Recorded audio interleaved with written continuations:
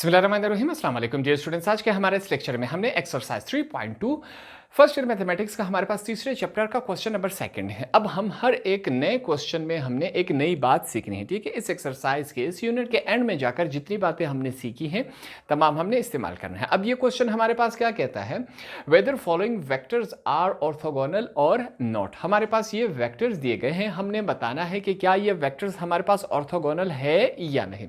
अब ऑर्थोगोनल लफ्ज क्या है, means at right angle 90 degrees. Right angle 90 degrees जहां पर बन रहा है उसे हम क्या कहते हैं, हमारे पास ऑर्थोगोनल। ये हमारे पास क्या है, राइट एंगल 90 डिग्रीज बना रहा है, ठीक है। Two vectors are orthogonal if their dot product is zero. दो वेक्टर्स को हम क्या कहते हैं, ऑर्थोगोनल कहते हैं। कब कहते हैं उन्हें ऑर्थोगोनल, जब दो वेक्टर्स के मल्टीप्लाई करवा ले और उनका प्रोडक्ट आंसर हमारे पास क्या आ जाए, जीरो आ जाए। सिंपल सी बात है, यहां पर हमने यही करना है।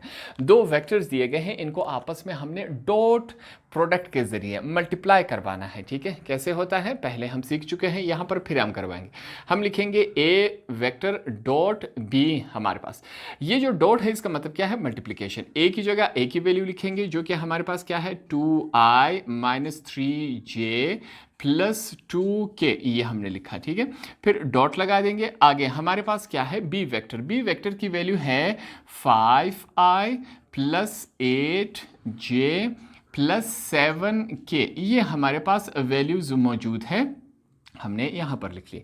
अब इनको आपस में मल्टीप्लाई करवा लेते हैं। A vector dot B vector is equal to, simple सी बात है, आई वाली वैल्यू आई के साथ मल्टीप्लाई होगी, जे वाली जे के साथ, के वाली के के साथ। यहां पर हमने क्या करना है, आई जे के जो अल्फाबेट्स है इनको हम इग्नोर करेंगे, जो नंबर्स है साथ में उन नंबर्स को हमने क्या करना है, मल्टीप्लाई करवाना है। जैसे कि हमारे पास 2 × 5, फिर क्या है, -3 है, मल्टीप्लाई हो रहा है 8 के साथ, +2 है, मल्टीप्लाई हो रहा है 7 के साथ। ये हमने लिखा। इनको आगे सॉल्व करते हैं। A vector dot B vector is equal to 2 5 जार 10 प्लस माइनस -3 8 जार 24 प्लस 7 2 जार 14 है। आगे सॉल्व करते हैं। A vector dot B vector is equal to 10 और 14 कितने हुए, 24 - 24 हुए, ठीक है। हमारे पास A vector dot B vector is equal to positive 24 negative 24 के साथ कैंसिल हुआ। हमारे पास वैल्यू ए वेक्टर बी की क्या आई, 0 आई।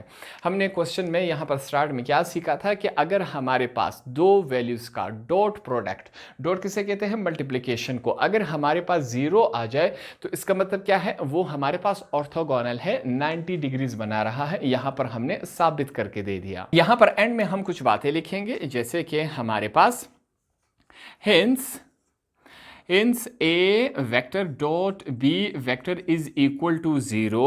फिर से हमारे पास so a vector dot b vector are orthogonal, ठीक है। ये दोनों हमारे पास क्या है, ऑर्थोगोनल है। क्यों ऑर्थोगोनल है, एक इनका आंसर 0 है, दूसरा वो 90 डिग्रीज बना रहा है। तो हमारे पास सेकंड फॉर्म इस फॉर्म में है। फिर से हमने यहां पर क्या बताना है कि क्या ये जो दो हमारे पास वेक्टर्स दिए गए हैं, क्या ये ऑर्थोगोनल है कि नहीं, क्या इनका आंसर 0 आता है कि नहीं। 0 आया तो ऑर्थोगोनल, 0 नहीं आया तो ये ऑर्थोगोनल नहीं है हमारे पास।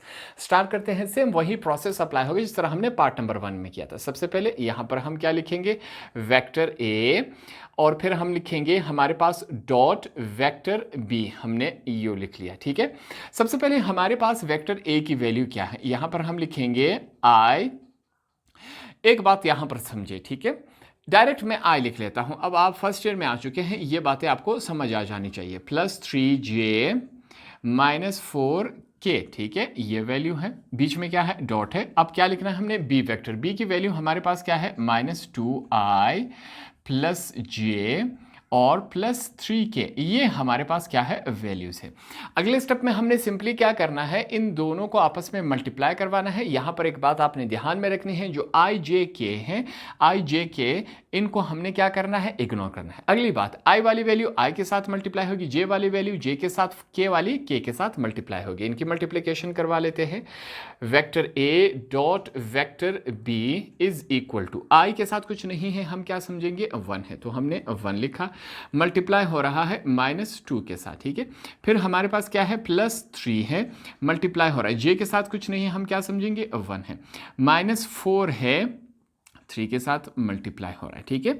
अब इनकी मल्टीप्लिकेशन यहाँ पर हम करवा लेते हैं। a vector dot b vector is equal two plus minus minus हो जाता है हमारे पास 1 मल्टीप्लाई बाय 2, हमारे पास क्या आएगा यहाँ पर, सॉरी यहाँ पर 2 आएगा, प्लस और प्लस प्लस होते हैं, 3 1 जार 3 होता है, प्लस माइनस माइनस हो जाता है, 4 3 जार हमारे पास क्या होगा, 12 होगा। यहाँ तक बातें क्लियर हो गई। ये वैल्यूज हमारे पास आ गई। अब इनको आगे सॉल्व करना है। क्या बनता है हमारे पास, ये a vector dot b vector is equal to minus minus क्या हो जाता है प्लस, मगर साइन माइनस का लगता है, 2 और 12 कितने होते हैं, 14 + 3, ये आया हमारे पास।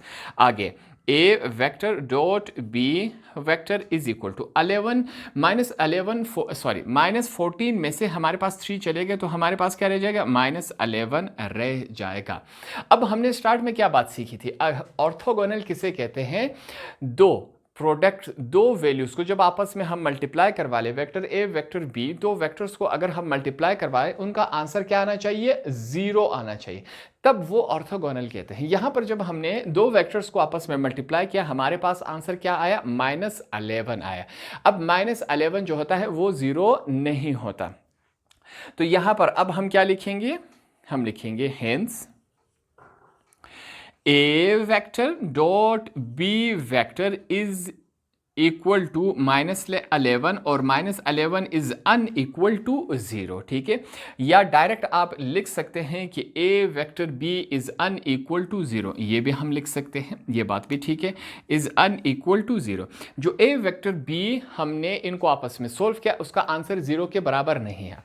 अब 0 के बराबर जब आ जाए तो उसे हम क्या कहते हैं, ऑर्थोगोनल कहते हैं। अब 0 के बराबर नहीं आया तब क्या कहेंगे, उसके लिए यहां पर फिर से हम लिखेंगे, so a vector and b vector are not orthogonal, ठीक है। हमने सिंपली ये लिख लेना है, आर नॉट ऑर्थोगोनल, ठीक है, ये हमने लिख लिया। तो इस तरह हमने सेकंड पार्ट के जो 2 पार्ट्स किए यहाँ पर आसान अल्फाज में सीखे और समझे। होप आपको ये वाले क्वेश्चन भी आसानी से समझ आ गए होंगे।